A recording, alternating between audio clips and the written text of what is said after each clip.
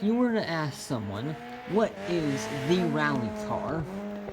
9 times out of 10, they will pick the gold, the blue, the Subaru WRX.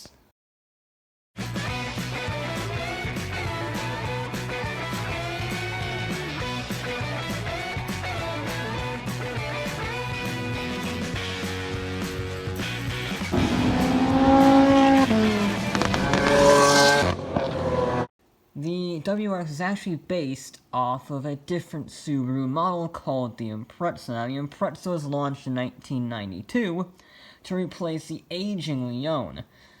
But that wasn't the only thing the Impreza was designed to replace. It was designed to replace the aging Legacy. In one key area, rallying. You see, Subaru had been rallying for the Legacy in the World Rally Championship for quite a while. And let's just say they were a, what's the phrase? Laughingstock. They had one podium in their entire World Rally Championship career in Rally Finland. Yeah. Now that is a successful legacy. Haha, there's a pun right there. And by 1992, they realized they needed to be serious about this. And they said, hey, the Impreza might work for this. So, they started modifying it to make it competitive in rallying. And in order to do that, they turned to their main team, Subaru Technica International, STI, in case you're wondering. And they started fiddling with this little Impreza to give it better suspension, tuned up engines, and tougher gearboxes. And they sold these as, well, they couldn't just call it an Impreza, could they? No. But it was for the World Rally Championship, and they had never done this before, so it was an experiment. World Rally Experimental. WRX. Eureka! And just 2 years later, they started putting STI badges on those fancy little homologated rally little 4-door sedans. And they made 237 horsepower and featured a limited slip differential, which means it was quite a slidey little thing. And if you wanted the really hardcore version, you had to get the RA, made for Japan only. In fact, so was the entire first-gen Impreza WRX. That was only for Japan, for Japanese buyers only. Sorry, rest of the world, not your time. But the RA was a more hardcore rally car for the road. Had no air conditioning, no ABS, no soundproofing, no electric windows, no horn, but it did have shorter gear ratios, tougher internals, and extra fuel injectors for when you need to go racing. And these things were just flying off of dealer lots, and this wasn't the only place the WRX was flying. The WRX first competed in its full season of World Rally Championship in 1993 with Ari Vatanen and Colin McRae as their two main drivers. And they finally, after 2 years of effort, scored their first Manufacturers' Championship in 1995, giving not only Subaru the title, but Colin McRae his first World Rally Championship. And they beat their arch rival Mitsubishi by 50 points. And then, just to rub it in their face a little more, they won again in 1996, and they won again in 1997. And then, just a few years later, they scored more Drivers' Championships in 2001 and 2003.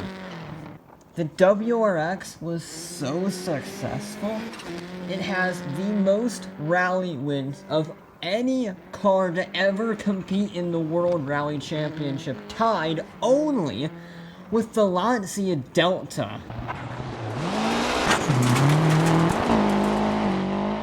And when you're tied with a Lancia for most successful rally car, that's like saying you're the best as Ferrari in Formula 1. That's like top tier. And in order to celebrate this immense success, as well as Subaru's 40th birthday, they launched the Holy Grail of rally cars. The 22B. This little thing featured a 2.2-liter turbocharged four-cylinder making 280 horsepower and 270 foot-pounds of torque. Now that's good, but it's not great. So why is it so great? Because it weighs less than 2,800 pounds, that's why. And it was widened by over 3 inches on the track width to give it better handling. It also features fully functional aero, fully functional hood scoop, upgraded suspension. This thing was a proper rally car for the road in the purest form. 0 to 60 in 5.3 seconds helped solidify that. Oh, and only 424 were ever made. And they sold out in 48 hours, and if you want to buy one now, they usually go at auction for around $100,000. I've seen one. Only one, and I still remember it. So, how do you follow up that incredible first-gen WRX? Well, you make the Bug Eye.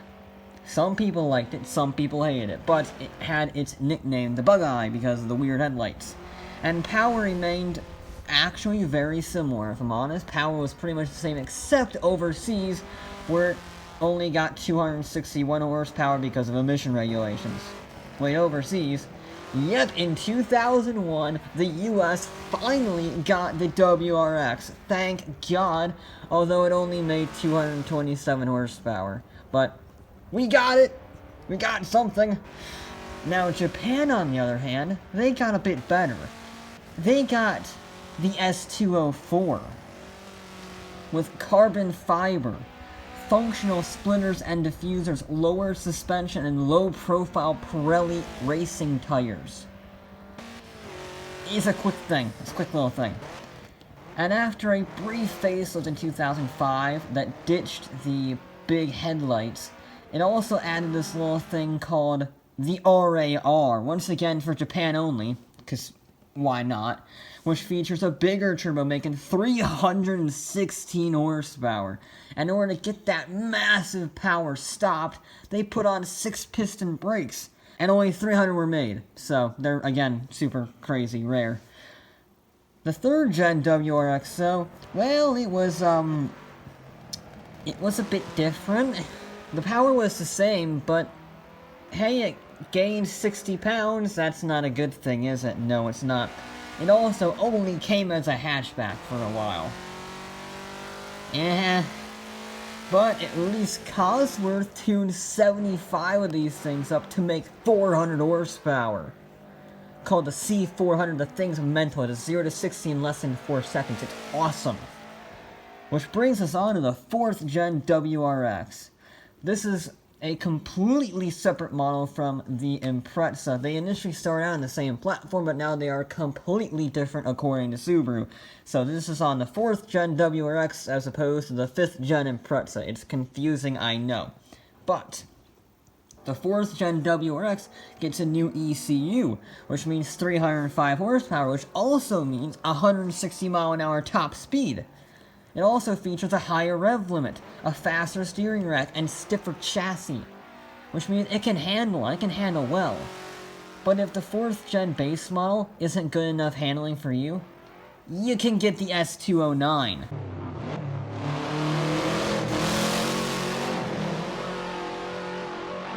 Which is the first S model of the WRX to be sold outside of Japan. In fact, it was unveiled at the 2019 Detroit Auto Show. It makes 340 horsepower, does 0 to 60 in under 4.5 seconds, and a quarter mile in 13 dead.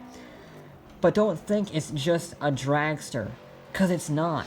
It has carbon fiber aerodynamics, chassis braces, big old 265 tires, clever differentials, and it pulls 1.04 G in the corners.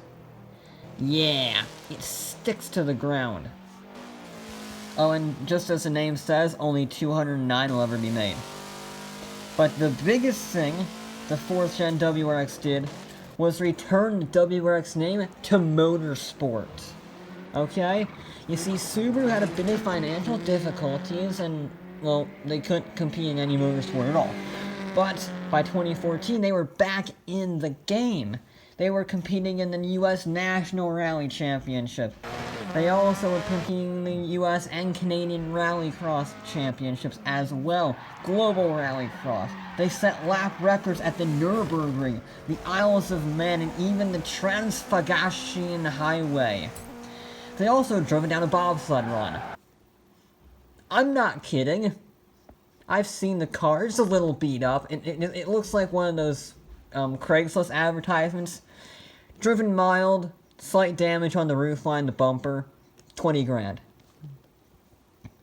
So, what's the future for the WRX? Well, the Impreza that it's sort of kind of based off of is expected to go hybrid when it enters its 6th generation, and, well, they're expecting the WRX to follow suit when its expected next generation model is around 2020-2021.